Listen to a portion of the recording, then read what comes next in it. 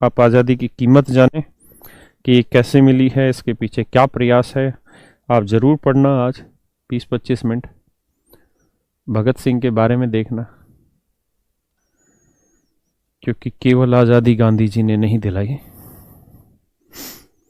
आज़ादी दिलाने के लिए बहुत सारे परवाने थे जिन्होंने अपना जीवन त्याग दिया। मेरे दोस्त, मुझे ये तो नहीं पता कि गुलामी किसकी वजह से मिली हमको, जरूर किसी एक व्यक्ति की वजह से ही मिली होगी। ये मैं कह सकता हूं कि कोई एक व्यक्ति होगा जिसकी वजह से गुलामी मिली, और उसका कारण है, आप अपने समाज में देख लीजिए, कोई भी गुंडा, कोई भी बदमाश तभी बनता है जब वो अपना पहला क्राइम कर लेता है, और अगर पहले क्राइम में उसको सफलता मिल जाती है तो उसके बाद वो बदमाश बनता चला जाता है। अगर उसको पहले ही क्राइम में सफलता ना मिले तो आगे कभी भी बदमाश नहीं बनेगा। तो हमें बेसिकली किसी ने गुलाम बनाया नहीं था, हम तो गुलाम खुद बने थे। किसकी वजह से बने होंगे पता नहीं, किस अंग्रेज के बच्चे ने जो भारत में पैदा हुआ, भारत की सत्ता में रहा होगा, अंग्रेजों से पहला गिफ्ट लिया होगा किसी राजा ने, और धीरे धीरे उनकी बातों में आ गया होगा, किसने कब गलती की होगी और फिर वहां से किस तरीके से वो प्रक्रिया चली होगी पता नहीं हमको। लेकिन आजादी ली बहुत मुश्किल से हमने। इस आजादी को सरवाइव कराना बहुत मुश्किल है। आने वाला समय जो होगा वो देशों का समय नहीं होगा। आने वाला जो समय होगा मेरे दोस्त, वो देशों का समय नहीं होगा। कंट्री मायने नहीं रखेगी, वहां कंपनियां मायने रखेगी। कंट्री मायने नहीं रखेगी, कंपनियां मायने रखेगी। आज आपको अगर सच मायने में देखें तो अमेरिका से सामान मंगाना हो तो Amazon can deliver you everything from any of the country.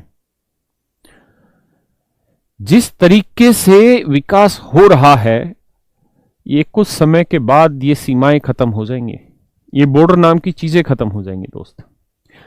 हर चीज ऑनलाइन होगी, हर चीज ऑनलाइन होगी। आपको कुछ नहीं पता रहेगा कि आपके देश का नाम क्या है, क्या होना। जिस तरीके से आगे बढ़ते चले जा रहे हैं, एक वक्त ऐसा होगा कि शायद हो सकता है कि हम जियो के गुलाम बन जाए, रिलायंस के गुलाम बन जाए। हो सकता है हम टिकटॉक के गुलाम थे अभी। देखिए, ऑनलाइन जो गुलामी है वो ऐसी है कि आपको पता ही नहीं चलता कि आप गुलाम हैं। मजे की चीज ऑनलाइन में यही है कि ऑनलाइन में हमें ये पता ही नहीं चलता कि हम गुलाम हैं। अगर सच मायने में देखें तो आप व्हाट्सएप के गुलाम हैं, सच मायने में देखें तो आप फेसबुक के गुलाम हैं, टिकटॉक के भी गुलाम हैं। इसलिए आज इस आजादी के वक्त पे, आज भी आप, मतलब आज इस वक्त पे आप भी अपने आप को आजाद करिए। इन चीजों से कोशिश करिए अपने आप को बांधा जाए। जैसे मैंने था, मेरे घर में कंप्यूटर है, मेरे पास इतना सामर्थ्य है कि मेरे घर में एक छोटा सा कंप्यूटर है, तो मैंने क्या किया, अपने मोबाइल से फेसबुक को उड़ा दिया और मैंने सिस्टम में फीड कर दिया ऐप। तो मुझे जब भी उस पर बात करनी होती है, फेसबुक पे देखना होता है कुछ क्या चल रहा है, अपना कोई पोस्ट शेयर करना होता है एडवर्टीजमेंट के लिए, तो मैं उस कंप्यूटर को ओपन करता हूं और तब जाके वहां मैं अपने लाइक कमेंट वगैरह जो मुझे देने होते हैं वो देख देता हूं। मैंने व्हाट्सएप को भी अब अपने सिस्टम से बंद कर दिया है, मतलब मोबाइल से हटा दिया। व्हाट्सएप भी मैंने अब कंप्यूटर पे चला दिया है।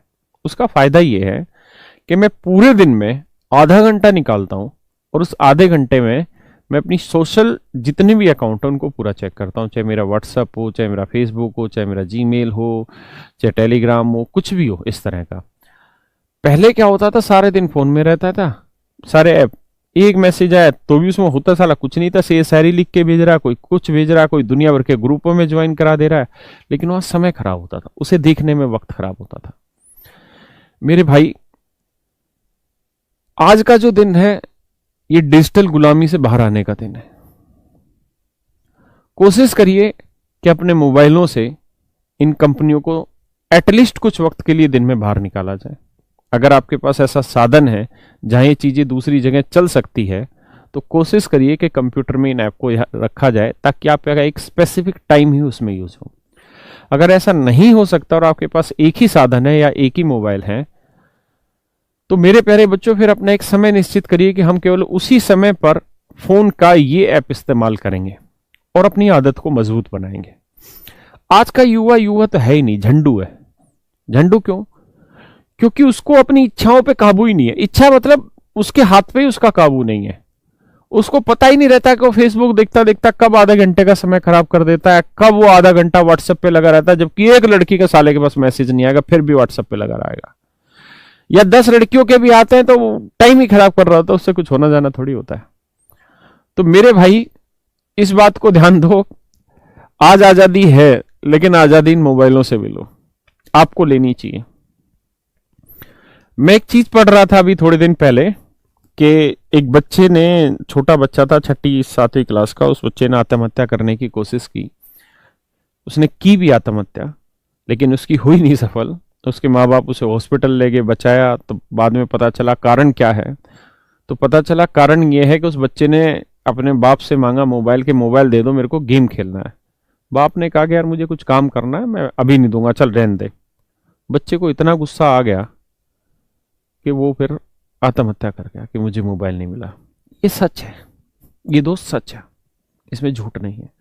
मेरे भी बच्चे, मेरे 3 बच्चे हैं। मैं अपने बच्चों को अपना मोबाइल कभी हाथ नहीं लगाने देता, लेकिन मेरी भी घर में कुछ समस्याएं हैं। मेरी वाइफ के फ़ोन को यूज़ करते हैं, अपनी मम्मी के फ़ोन को, और मैंने उनको कई बार समझाया है कि ये गलत कर रहे हो, लेकिन उनको शायद समझ नहीं आता। और मैंने भी जीवन में एक धारणा बना रखी है कि औरत को एक हद से ज़्यादा मत समझाओ, बढ़िया रहता है। एक हद तक ही समझाना चाहिए, उससे हद से ज़्यादा कभी नहीं समझाना चाहिए। तो मैं नहीं समझाता, लेकिन मैंने अपने ऊपर नियंत्रण किया हुआ है। दोस्त, आने वाली नस्लें बर्बाद होंगी, बर्बाद। आप अगर मेरे शब्दों का बुरा ना माने और अगर आप मुझे एक मैच्योरिटी लेवल की तरफ समझे, तो आने वाले बच्चे ये वाले होंगे, ये वाले, मैं गारंटी कह सकता हूं। आने वाले बच्चे 100% ये होंगे, आने वाली जनरेशन ये होगी, और उसका कारण ये मोबाइल है। साला क्रिकेट खेलना हो तो मोबाइल में, रम्मी मम्मी खेलते रहेंगे तो मोबाइल में, बंदूक चलानी है तो मोबाइल में। असलियत में तो बंदूक चलती ही नहीं है, असलियत में भाग दौड़ पाते ही नहीं है, असलियत में कुछ कर ही नहीं पाते हैं, सारे दिन मोबाइल में लगे रहते हैं। मेरे पिताजी की आज के समय में आंखें भी ठीक है, कान भी ठीक है, लेकिन मैं गारंटी के साथ कह सकता हूं कि इस हिंदुस्तान की 10 साल के बाद 80% जनसंख्या ऐसी होगी जो अंधी होगी, जिनके सालों के इतने मोटे मोटे गिलास चढ़ रहे होंगे, देख नहीं पाएंगे। क्यों? मैक्सिमम टाइम उनका मोबाइल में जाता है, मैक्सिमम टाइम उनका मोबाइल में जाता है, अधिकतर समय उनका मोबाइल में जाता है। सुबह अलार्म लगाते हैं उठने के लिए, सुबह अलार्म लगाते हैं उठने के लिए, लेकिन उठते ही मोबाइल उठाते हैं और फिर व्हाट्सएप देखने लग जाते हैं, फेसबुक देखने लग जाते हैं, चैटिंग करते हैं, हाय हेलो। अरे हरामियों, क्या रखा है गुड मॉर्निंग में? क्यों साले अपना टाइम खराब कर रहे हो? सुबह अलार्म लगा देते हैं और अलार्म जब बजता है तो फोन उठाते फिर फोन पे लगते हैं। आज आप देखिए कि सर 70% मैंने ऐसे बच्चे देखे हैं अपनी कोचिंगों में भी। कोचिंग तो फिर भी हमारी ठीक है, क्योंकि हमारे यहां फिर भी गरीब बच्चा पढ़ता है। एसएससी का बच्चा, अमीर बच्चा तैयारी नहीं करता, हमारे जैसे गरीब परिवार का ही बच्चा होता है। वो फिर भी कहीं ना कहीं हल्का सा शरीर से ठीक होता है। लेकिन आप अदर कोचिंग में देखोगे ना तो 80% बच्चा फूला पड़ा, भटूरा बना पड़ा। आपको क्या लगता है इनकी शादियां होंगी तो क्या कामयाब होंगी? नहीं होंगी। डिवोर्स के केसेस बढ़ेंगे, मां बाप पछताएंगे कि यार मेरे बच्चे का जीवन खराब हो रहा है, उसकी शादी का जीवन खराब हो रहा है। आज वो इस बात को नहीं समझ पा रहे हैं कि तुम ही वो दोषी हो कि वो भटूरा उसका बन रहा है।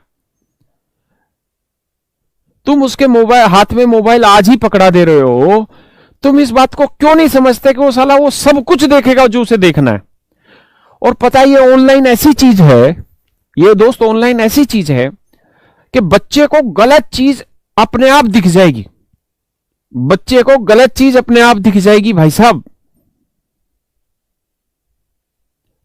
मैं एक सर्वे पढ़ रहा था यूट्यूब पे, आप बच्चे समझदार हैं, विद्वान हैं, सुशांत वाला, और उसमें एक वीडियो ट्रेंडिंग पे गई हुई थी और वो ट्रेंडिंग पे जो वीडियो गई थी वो ये थी कि नो अबाउट रिया चक्रवर्ती। और अब मैं और शब्दों का इस्तेमाल नहीं करना चाहता कि वो क्या जानना चाहते थे रिया चक्रवर्ती के बारे में। सर नंबर 1 ट्रेंडिंग पे थी वो वीडियो। कौन लोग उसे देख रहे हैं? वही जो अपने मार्ग से भटके हुए हैं। 1-2% लोग हैं जो अपनी ऑब्जर्वेशन के लिए, अपने सर्वे के लिए, इन चीजों के लिए देखते हैं। तो मेरे भाई, इस गुलामी से बचो, आने वाली जनरेशन को बचाओ। अगर संभव हो सके, अगर संभव हो सके तो अपने फोन में एक टाइम लिमिट तय करो कि भाई मैं ऑनलाइन पढ़ रहा हूं, लेकिन इस ऑनलाइन पढ़ाई में मैं घुसूंगा नहीं इधर उधर, कि कभी गूगल खोला तो फिर उसमें रिया चक्रवर्ती आ रही है, नीचे फलाना आ रही है, फलाना प्रियंका चोपड़ा आ रही है, फिर उसकी बहन आ रही है, ये देखें वो देखें, फेसबुक पे लगे रहे, फालतू की चीजें, टोटली डाइवर्टेड चीजें। तो मेरे भाई, इस गुलामी से बचो, ठीक है? अपने आप को इज्जतदार बनाओ, समझदार बनाओ। पता है ये देश कब बच सकता है? ये देश तब बच सकता है जब हम और आप सब देशभक्त बन जाए। देशभक्त का मतलब ये बिल्कुल नहीं है कि हम लेके बंदूक और गोली चलाने चले जाएं। देशभक्त का मतलब इतना है, आज के वक्त में देशभक्त का मतलब सिर्फ इतना है मेरे बच्चे, कि हम सच को सुनने की शक्ति पैदा करें, और जो हमारे काम है, जो हमारे कर्तव्य हैं, जो हमारी जिम्मेदारी है, उसका हम प्रॉपर निर्वहन करें। अगर मैं आज एक टीचर हूं तो मेरा यहां काम यह है कि भाई मैं अपने बच्चों को ईमानदारी से पढ़ाऊं, जितना मुझे ज्ञान है मैं उससे 1 रुपए फालतू देने की कोशिश करूं उस ज्ञान में। मैं अपने बच्चों को वक्त पे यह भी समझाऊं कि बेटा मैं एज ए टीचर, इतने साल मेरी उम्र हो गई, आज मैं लगभग 50 साल का हो रहा हूं, 50 का नहीं सॉरी 40 साल का हो रहा हूं, तो मेरा जो एक्सपीरियंस है वो इन चीजों के बारे में ये कहता है। और आपको अपने मार्ग को चुनने में मेरे दर्शनों की जरूरत होगी। दर्शनों का मतलब मेरे विचारों की जरूरत होगी। तो मेरे विचार इस तरह हैं।